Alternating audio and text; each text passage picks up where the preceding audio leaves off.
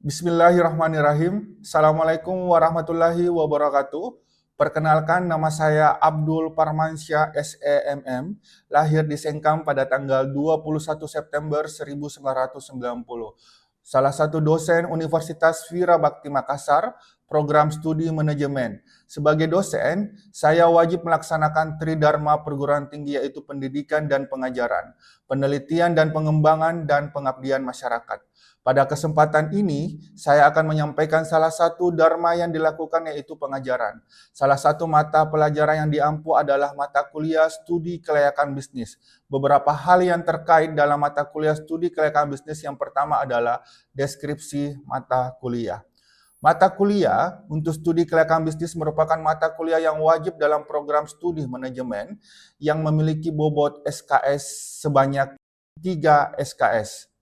Mata kuliah ini membahas tentang pentingnya kelayakan suatu bisnis yang berkaitan dengan pendirian usaha baru untuk pengembangan usaha dengan mempertimbangkan berbagai aspek. Penilaian kelayakan terdapat beberapa aspek yang dibahas untuk menentukan kelayakan investasi, yaitu aspek hukum, aspek keuangan, aspek pasar, dan pemasaran, aspek teknis dan teknologi, aspek sumber daya manusia, serta aspek lingkungan hidup. Mata kuliah ini juga membahas sistematika penulisan dalam berbuat laporan studi kelayakan bisnis. Yang kedua, kemampuan akhir setelah mempelajari mata kuliah ini adalah, yang pertama, mahasiswa mampu memahami latar belakang dari teori studi kelayakan bisnis. Yang kedua, mahasiswa mampu memahami model aspek hukum studi kelayakan bisnis. Yang ketiga, mahasiswa mampu menganalisis aspek pasar. Yang keempat, mahasiswa mampu memahami segmentasi pasar, pasar sasaran, dan posisi pasar. Dan yang kelima terakhir adalah mahasiswa mampu memahami tujuan perusahaan dalam pemasaran. Yang ketiga, yaitu materi pembelajaran. Materi ini adalah, yang pertama itu adalah pengertian dari teori studi kelayakan bisnis. Yang kedua, faktor-faktor yang menyebabkan kegagalan sebuah usaha. Yang ketiga, manfaat bisnis. Yang keempat, tujuan studi kelayakan bisnis. Yang kelima, pengertian aspek hukum. Yang keenam, jenis-jenis badan usaha. Yang ketujuh, pengertian pasar dan pemasaran. Yang kedelapan, segmentasi pasar. Yang kesembilan, pasar sasaran potensial. Kesepuluh, tujuan perusahaan dalam pemasaran. Ke-11, pengertian aspek ekonomi dan sosial. Yang ke-12, dampak yang timbul. Yang ke-13, menyusun laporan studi kelayakan bisnis. Yang ke-14, menyusun dan mempresentasikan laporan studi kelayakan bisnis. Yang ke-15, menyusun dan mempresentasikan laporan kelayakan bisnis. Dan yang terakhir itu adalah ujian semester. Perkuliahan ini dilaksanakan selama 14 pertemuan, di mana pertemuan ke-8 akan diadakan UTS, pada pertemuan ke-16 akan diadakan yang namanya tes final. Pada aplikasi Spada, saya mengupload RPS dan materi-materi pertemuan 1 hingga 14 bertujuan agar mahasiswa dapat melihat materi-materi yang akan dipelajari. Pada aplikasi Zoom dan Google Meet, aplikasi ini merupakan yang umum digunakan dosen-dosen dalam mempelajari seperti yang saya gunakan ini. Dan yang terakhir adalah aplikasi Google Classroom. Saya gunakan untuk pengiriman tugas-tugas dari mahasiswa, sedangkan materi-materi yang saya kirimkan selain terdapat di Spada, saya juga mengirimkan ke aplikasi WhatsApp dengan harapan mahasiswa dapat melihat langsung materi-materi pembelajaran, dan saya juga memberikan diskusi-diskusi kecil dengan mahasiswa di aplikasi WhatsApp terkait dengan topik-topik yang telah dibahas. Kelima, metode pembelajaran. Metode pembelajaran yang saya gunakan yang pertama adalah ceramah. Metode ceramah adalah metode yang umum dilakukan oleh para dosen dalam menyampaikan materi kepada mahasiswa, yakni pertemuan materi 1 sampai pertemuan ke-16. Kedua adalah video pembelajaran. Saya menggunakan video pembelajaran dengan beberapa materi, terutama materi dengan beberapa kasus. Pembelajaran ini merupakan rangkuman atau gambaran singkat materi pembahasan yang dibahas. Selain itu, saya mengirimkan video pembelajaran di WhatsApp gunanya agar mahasiswa dapat memutar berulang kali sampai memahami pembelajaran tersebut. Metode ketiga adalah diskusi kelompok, di mana tukar pikiran suatu masalah dan pemecahan. Dengan diskusi ini, mahasiswa dapat mengekspor pemahaman mereka dan dapat bertukar pikiran sesama mahasiswa. Metode keempat, tanya jawab. Metode ini sering digunakan untuk memancing keaktifan mahasiswa dalam proses mengajar. Metode kelima itu kuis dengan tujuan mereview materi-materi yang sudah diberikan agar mahasiswa sudah menjawab soal-soal yang saya berikan pada saat mid test dan final test. Interaksi mahasiswa bukan hanya saya lakukan pada saat perkuliahan, tetapi saya melakukan interaksi di luar perkuliahan melalui aplikasi WhatsApp di grup. Yang ketujuh, sistem penilaian yang saya berikan adalah, yang pertama itu adalah kedisiplinan. Dalam hal ini, saya menilai mahasiswa dalam ketepatan waktu dalam mengikuti perkuliahan, ketepatan waktu dalam mengumpulkan tugas. Selain itu juga saya menilai mahasiswa dari kedisiplinan mereka mematuhi aturan mahasiswa yang disepakati dari awal, dan itu saya memberikan presentasi sebanyak 5%. Kedua, sikap. Saya menilai sikap mahasiswa selama perkuliahan berlangsung. Presentasi yang saya berikan itu adalah senilai 5%. Yang ketiga adalah keaktifan. Saya menilai keaktifan mahasiswa dalam proses belajar mengajar, jadi saya menilai mahasiswa dari bertanya maupun menjawab. Presentasi ini saya berikan senilai 5%. Terus keempat, itu adalah tugas. Setiap 2 minggu sekali memberikan tugas kepada mahasiswa. Saya menilai tugas mahasiswa dari tugas yang dikumpulkan. Presentasi ini saya berikan sebanyak 25%. Dan yang terakhir itu adalah presentasi. Pada pemberian satu aspek presentasi sangat penting, saya menilai presentasi mahasiswa selama diskusi dan selama perkuliahan itu sebanyak 10%. Dan yang keenam itu adalah mid test. Mid test dilakukan dalam pertemuan ke-8. Saya melihat kemampuan mahasiswa mengerjakan soal yang saya berikan. Persentase yang saya berikan adalah sebanyak 25%. Dan yang terakhir itu adalah final test. Final test yang dilakukan pada pertemuan ke-16, saya melihat kemampuan mahasiswa dalam mengerjakan soal yang saya berikan. Persentase yang saya berikan itu senilai 25%. Dan berikut saya ingin memperlihatkan video pembelajaran saya untuk mata kuliah studi. Assalamualaikum warahmatullahi wabarakatuh. Waalaikumsalam warahmatullahi wabarakatuh. Apa kabar semua teman-teman? Alhamdulillah baik. Oke, hari ini kita bakalan bawa materi ya, khusus di mata kuliah studi kelayakan bisnis. Minggu lalu kan kita sudah bahas beberapa materi tentang materi ini. Nah, sekedar mengingatkan saja bahwasanya studi kelayakan bisnis itu, nah ini ada beberapa definisi dari studi kelayakan bisnis. Nah, sebelum saya memulai mata kuliah ini, terlebih dahulu saya mau bertanya sama teman-teman sendiri, ya. Kira-kira menurut kalian apa pengertian dari bisnis itu sendiri? Sebelum saya memulai mata kuliah ini. Jadi kan mata kuliah ini kan berkaitan dengan bisnis. Nah, saya mau kasih tahu kalian dulu, kira-kira pengertian bisnis itu apa? Ada yang bisa jawab? Coba kita apa? Pengertian bisnis apa? Namanya siapa? Nama saya Dirga. Bisnis adalah kegiatan ekonomi yang dilakukan oleh individu atau organisasi dalam menghasilkan, mendistribusikan, dan menjual barang atau jasa kepada konsumen dengan tujuan memperoleh keuntungan serta memenuhi kebutuhan masyarakat. Oke. Ada yang lain? Coba kita bisa jelaskan definisi dari bisnis itu sendiri apa? Perkenalkan, nama saya Ikhlas Ramadan. Bisnis adalah kegiatan jual beli barang atau jasa yang dilakukan oleh orang atau kelompok dengan tujuan utama untuk mendapat keuntungan atau laba. Oke. Jadi semuanya hampir sama ya jawabannya ya. Jadi kita di sini khusus hari ini saya membawakan materi studi kelayakan bisnis. Nah, di sini studi kelayakan bisnis adalah suatu kegiatan yang mempelajari secara mendalam tentang suatu usaha atau bisnis yang akan dijalankan dalam rangka menentukan layak atau tidak usaha tersebut dijalankan. Nah, di sini menurut para ahli, Hussein dan Jafar itu sendiri adalah penelitian mendalam untuk menentukan layak tidaknya suatu bisnis itu dijalankan, bisa atau tidak dijalankan bisnis tersebut. Nah, di sini selain itu juga, di sini ada faktor-faktor. Ada faktor-faktor yang menyebabkan kegagalan sebuah usaha. Ya. Jadi, yang pertama itu adalah data dan informasi itu tidak lengkap. Nah, maksudnya di sini adalah pada saat melakukan penelitian data dan informasi yang disajikan itu kurang lengkap.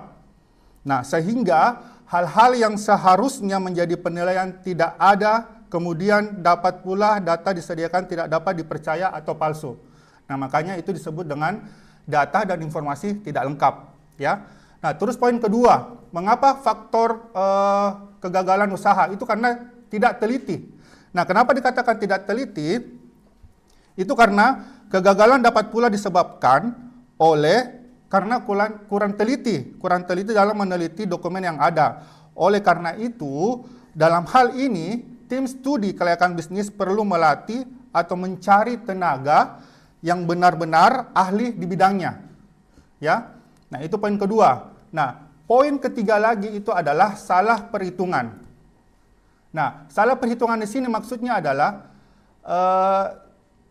tim penstudi ini salah dalam melakukan perhitungan, misalkan dalam hal penggunaan rumus atau cara menghitung sehingga hasil yang dikeluarkan tidak akurat. Dalam hal ini juga perlu disikapi untuk menyediakan tenaga ahli yang handal dan di bidangnya.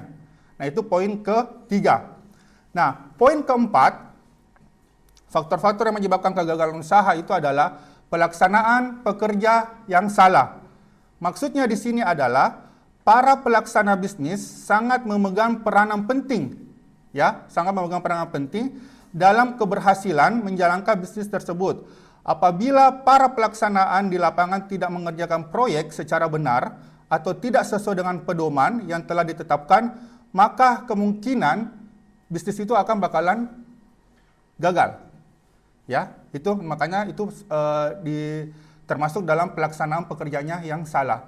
Nah, poin kedua, kondisi lingkungan, ya. Nah, di sini kondisi lingkungan di sini adalah unsur-unsur yang terjadi yang memang tidak dapat dikendalikan. Artinya, pada saat melakukan penelitian dan pengukuran semuanya sudah selesai dengan tepat dan benar, namun dalam perjalanan itu akibatnya terjadi namanya perubahan lingkungan. Seperti apa? Ada yang tahu perubahan lingkungan seperti apa? Seperti terjadi yang namanya gempa bumi, terus mungkin banjir, hujan deras. Jadi itu juga termasuk salah satu yang menyebabkan namanya kegagalan usaha dari ada namanya kondisi lingkungan. Hal-hal seperti itu kan tidak bisa kita pungkiri, ya. Yang namanya cuaca yang tidak menentu apa segala macam itu menjadi salah satu kegagalan dalam sebuah usaha. Nah, terus yang terakhir di sini adalah unsur sengaja.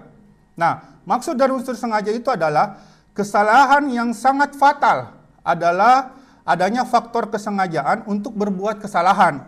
Artinya, peneliti sengaja membuat kesalahan yang tidak sesuai dengan kondisi yang sebenarnya. Nah, di situ ya. Jadi, teman-teman sekalian, di sini ada beberapa faktor yang menyebabkan kegagalan sebuah usaha. Yang pertama tadi ada apa? Nah, data dan informasi tidak lengkap. Nah, yang kedua itu tidak teliti. Yang ketiga, salah perhitungan. Dan kemudian pelaksanaan pekerjaan salah. Selanjutnya, kondisi lingkungan dan unsur sengaja. Nah, jadi ini ada beberapa poin, ya. Ada beberapa poin merupakan faktor-faktor yang menyebabkan kegagalan sebuah usaha. Nah, selanjutnya. Nah, ini di sini ada manfaat bisnis. Nah, secara manfaat bisnis, yang pertama itu ada tujuan ekonomi. Tujuan ekonominya yang pertama itu adalah memperoleh keuntungan atau laba. Ya, itu secara tujuan ekonomi, ya. Nah, terus yang kedua, kelangsungan hidup perusahaan bertahan dalam persaingan. Nah, terus poin ketiga, pertumbuhan dan pengembangan usaha. Nah, selanjutnya itu adalah efisiensi penggunaan sumber daya. Nah, itu secara tujuan ekonomi. Beda halnya lagi kalau kita beralih ke tujuan sosial. Nah, tujuan sosial sendiri itu adalah manfaat bisnis adalah memenuhi kebutuhan dan keinginan masyarakat. Ya, itu secara tujuan sosial. Nah, yang kedua, menyediakan lapangan pekerjaan. Nah, yang ketiga, itu membantu meningkatkan kesejahteraan sosial. Nah, yang terakhir itu adalah menyediakan barang atau jasa yang bermanfaat dan berkualitas. Ya, jadi buat teman-teman sekalian, manfaat bisnis itu bukan hanya dalam ruang lingkup umum aja gitu. Jadi ada dua tujuan, ada tujuan ekonomi dan tujuan sosial. Nah, ini tadi ada poin-poinnya di sini, ya. Kita bisa lihat di sini. Nah, selanjutnya, nah di sini ada lagi yang namanya tujuan studi dari kelayakan bisnis. Ya, poin pertama itu adalah menghindari resiko kerugian.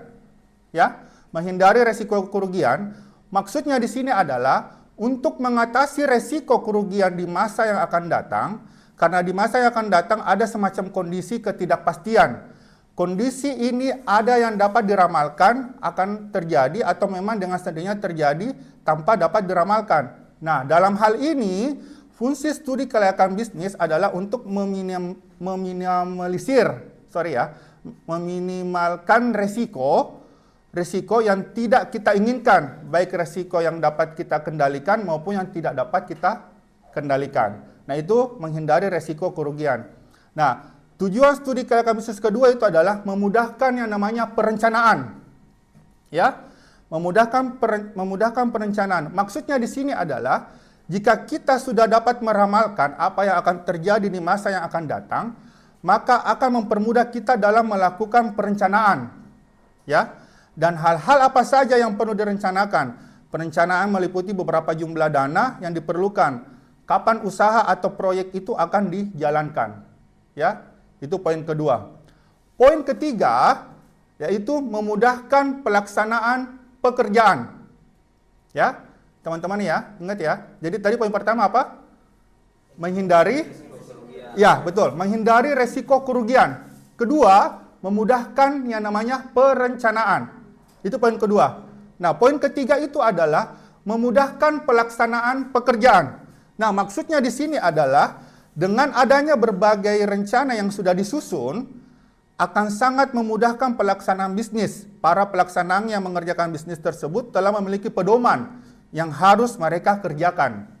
Ya, makanya itu sebelum kita memulai sebuah bisnis, itu kita harus studi dulu nih. Studi itu apa? Belajar. Ya, jadi sebelum kita memulai bisnis, kita pelajari dulu nih apa yang harus kita lakukan sebelum kita melakukan sebuah usaha. Ya. Nah, poin keempat itu adalah memudahkan pengawasan. Nah, maksud dari memudahkan pengawasan di sini adalah dengan telah dilaksanakannya suatu usaha atau proyek sesuai dengan rencana yang sudah disusun, maka akan memudahkan perusahaan untuk melakukan pengawasan terhadap jalannya sebuah usaha. Ya, teman-teman ya. Jadi memudahkan pengawasan. Nah, selanjutnya itu adalah memudahkan yang namanya pengendalian. Nah, maksud dari memudahkan pengendalian di sini adalah jika dalam melaksanakan pekerjaan telah dilakukan pengawasan, maka apabila terjadi suatu penyimpangan akan mudah terdeteksi sehingga akan dapat melakukan pengendalian atas penyimpangan tersebut. Tujuannya adalah untuk mengembalikan pelaksanaan pekerjaan yang melenceng ke rel yang sesungguhnya. Ya, teman-teman ya. Jadi, tujuan studi kelayakan bisnis itu yang pertama menghindari yang namanya resiko kerugian. Ya, betul. Terus yang kedua, ya, memudahkan perencanaan. Terus? Ya, terus? Dan terakhir adalah memudahkan pengendalian. Nah, jadi ini ya, teman-teman ya, ada tujuan dari studi kelayakan bisnis sendiri. Nah, selanjutnya kita bergeser ke aspek-aspek penilaian bisnis. Nah, di sini ada beberapa aspek penilaian bisnis. Yang pertama itu ada namanya aspek hukum. Nah, dalam aspek ini, teman-teman ya, dalam aspek ini yang akan dibahas adalah masalah kelengkapan dan keabsahan dokumen sebuah perusahaan. Jadi sebelum kita memulai sebuah usaha, kita harus cerna dulu nih aspek hukumnya kayak gimana. Ya, teman-teman ya. Nah, terus yang kedua, itu ada namanya aspek pasar dan pemasaran. Nah, maksudnya di sini adalah untuk menilai apakah perusahaan yang akan melakukan investasi ditinjau dari segi pasar dan pemasaran, memiliki peluang pasar yang diinginkan atau tidak. Nah, itu yang kedua. Poin ketiga, itu ada namanya aspek keuangan. Nah, aspek keuangan ini adalah peneliti dalam aspek ini dilakukan untuk menilai biaya-biaya apa saja yang akan dikeluarkan dan seberapa besar biaya-biaya yang akan dikeluarkan. Makanya aspek keuangan itu juga perlu dalam penilaian sebuah bisnis. Nah, poin keempat, teman-teman ya, poin keempat itu adalah ada namanya aspek teknis dan operasi. Nah, maksudnya di sini adalah dalam aspek ini yang akan diteliti adalah mengenai lokasi usaha. Ya, jadi sebelum kita melakukan sebuah usaha, yang harus kita teliti dulu itu adalah di mana tempatnya. Jadi ada namanya aspek teknis dan operasi. Nah, terus kemudian aspek selanjutnya itu ada aspek manajemen atau organisasi. Nah, maksudnya di sini adalah yang dinilai dalam aspek ini adalah para pengelola usaha dan struktur organisasi yang ada. Proyek yang dijalankan akan berhasil apabila dijalankan oleh orang-orang yang profesional. Nah, makanya di sini ada namanya aspek manajemen dan organisasi. Nah, yang terakhir itu adalah aspek ekonomi dan sosial. Nah, maksudnya di sini adalah peneliti dalam aspek ekonomi adalah untuk melihat seberapa besar pengaruh yang ditimbulkan jika proyek ini dijalankan. Pengaruh itu terutama terhadap ekonomi secara luas serta dampak sosial terhadap masyarakat secara keseluruhan. Ya, teman-teman ya. Jadi sini ada beberapa aspek-aspek penilaian bisnis. Yang pertama ada aspek hukum, aspek pasar dan pemasaran. Terus yang kedua ada aspek keuangan. Keempat aspek teknis dan operasi. Kelima aspek manajemen dan organisasi. Dan yang terakhir itu ada namanya aspek ekonomi sosial. Oke, selanjutnya, selanjutnya itu ada yang namanya juga dalam studi kelayakan bisnis itu adalah ada tahap-tahap dalam studi kelayakan bisnis sendiri. Nah, yang pertama itu adalah ketika kita melakukan sebuah bisnis, ada beberapa tahap yang kita harus lakukan. Yang pertama itu adalah ada namanya pengumpulan data. Oke, pengumpulan data dan informasi. Maksudnya di sini adalah mengumpulkan data dan informasi yang diperlukan selengkapnya mungkin, baik yang bersifat kualitatif maupun kuantitatif. Nah, pengumpulan data dan informasi dapat diperoleh dari berbagai sumber yang dapat dipercaya. Misalnya, dari lembaga-lembaga yang memang berwenang untuk mengeluarkannya seperti Biro Pusat Statistik, BPS, Badan Koordinasi Penanaman Modal. Nah, itu ya, contohnya ya. Nah, terus yang kedua, yaitu melakukan pengolahan data. Nah, melakukan pengolahan data di sini maksudnya adalah setelah data dan informasi yang dibutuhkan terkumpul, maka langkah selanjutnya adalah melakukan pengolahan data dan informasi tersebut. Pengolahan data dilakukan secara benar dan akurat dengan metode-metode dan ukuran-ukuran yang telah lazim digunakan untuk sebuah bisnis. Nah, itu yang kedua ya, melakukan pengolahan data. Nah, yang ketiga ada namanya analisis data. Nah, maksud dari analisis data di sini adalah langkah selanjutnya adalah melakukan analisis data dalam rangka menentukan kriteria kelayakan dari seluruh aspek. Kelayakan bisnis ditentukan dari kriteria yang telah memenuhi syarat sesuai kriteria yang layak digunakan. Ya, teman-teman ya. Jadi ada beberapa tadi pengumpulan data, melakukan pengolahan data, analisis data, dan kemudian ada namanya mengambil sebuah keputusan. Nah, maksudnya mengambil keputusan di sini adalah apabila telah diukur dengan kriteria tertentu dan telah diperoleh hasil keputusan dan pengukuran, maka langkah selanjutnya adalah mengambil keputusan terhadap hasil tersebut. Mengambil keputusan sesuai dengan kriteria yang telah ditetapkan, apakah layak atau tidak dengan ukuran yang telah ditentukan berdasarkan hasil perhitungan sebelumnya. Ya, teman-teman ya. Nah, yang terakhir, tahap dalam studi kelayakan bisnis ada namanya memberikan rekomendasi. Nah, maksudnya di sini adalah memberikan rekomendasi. Langkah terakhir adalah memberikan rekomendasi kepada pihak-pihak tertentu terhadap laporan studi yang telah disusun. Dalam memberikan rekomendasi, diberikan juga saran-saran serta perbaikan yang perlu jika memang masih dibutuhkan. Ya, teman-teman ya. Jadi di sini ada tahap-tahap dalam studi kelayakan bisnis. Yang pertama itu ada namanya apa? Pengumpulan data. Terus yang kedua, melakukan pengolahan data, analisis data, mengambil keputusan, dan memberikan rekomendasi. Oke, terima kasih. Jadi itu tadi yang terakhir ya. Jadi tadi yang terakhir kita bahas itu adalah mengenai tahap-tahap dalam studi kelayakan bisnis. Nah, mungkin ada teman-teman di sini yang mau mengajukan pertanyaan. bisa sebutkan namanya dan nomor stambuknya apa? Ada, teman-teman? Ada? Saya, Pak. Oke, apa? Perkenalkan, nama saya Ikhlas Ramadan dengan nomor stambuk 2022-02-061. Pertanyaan saya, apa saja aspek yang dianalisis dalam studi kelayakan bisnis? Oke, terima kasih. Bagus sekali pertanyaan. Tadi siapa namanya? Ikhlas Ramadan. Ikhlas Ramadan.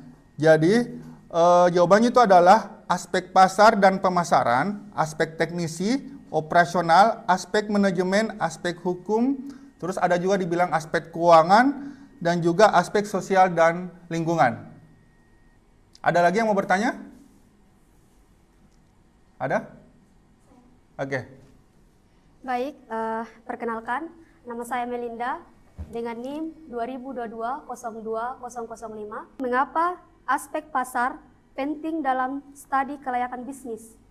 Oke, terima kasih atas pertanyaannya. Jadi pertanyaannya itu mengapa aspek pasar penting dalam studi kelayakan bisnis? Nah, karena aspek pasar itu membantu mengetahui kebutuhan konsumen, tingkat permintaan, persaingan, dan peluangnya sendiri. Oke, baiklah teman-teman. Jadi tadi sudah saya jelaskan ya beberapa materi tentang kelayakan bisnis. Nanti minggu depan kita bakalan ketemu lagi dengan materi yang baru. Nah, buat tugas teman-teman sendiri, nanti minggu depan bakalan saya kasih beberapa pertanyaan kuis buat kalian semua tentang mengenai apa yang saya bahas di minggu ini. Jadi minggu depan nanti bakalan saya kasih kuis, entah itu kuis lisan maupun kuis secara lisan, materi maupun lisan ya, dengan materi yang saya bawakan sekarang. Nanti minggu depan saya akan tanyakan lagi. Nah, terima kasih buat teman-temannya dan semoga kita dalam keadaan baik-baik saja. Oke? Assalamualaikum warahmatullahi wabarakatuh. Demikian pemaparan saya mengenai pelaksanaan pembelajaran mata kuliah studi kelayakan bisnis yang saya ampu pada program studi manajemen Fakultas Ekonomi Bisnis Universitas Wirabakti. Sebagai seorang pendidik, saya menyadari bahwa proses pembelajaran merupakan sebuah perjalanan untuk membangun pengetahuan, keterampilan, dan karakter mahasiswa. Oleh karena itu, saya akan terus berupaya mengembangkan pembelajaran yang interaktif, inovatif, dan relevan. Dengan perkembangan dunia bisnis, sehingga mahasiswa tidak hanya memahami teori, tetapi juga memiliki kemampuan berpikir kritis, beradaptasi, dan memberikan solusi terhadap berbagai permasalahan bisnis. Pada kesempatan ini, saya menyampaikan rasa hormat terima kasih kepada Kementerian Pendidikan Tinggi Sains dan Teknologi Republik Indonesia, L-Dikti Wilayah 9, Rektor Universitas Wirabakti, Dekan Fakultas Ekonomi Bisnis Pimpinan Program Studi Manajemen, seluruh dosen Universitas Wirabakti, serta seluruh tim yang telah memberikan dukungan sehingga proses pembelajaran dan penyusunan video ini dapat terlaksana dengan baik. Semoga apa yang saya sampaikan dapat memberikan gambaran mengenai pelaksanaan pembelajaran mata kuliah studi kelayakan bisnis, sekaligus menjadi motivasi bagi saya untuk terus meningkatkan kualitas pembelajaran demi terciptanya lulusan yang kompeten, berintegritas, dan mampu bersaing di dunia kerja maupun dunia usaha. Terima kasih atas perhatian Bapak dan Ibu. Wassalamualaikum warahmatullahi wabarakatuh.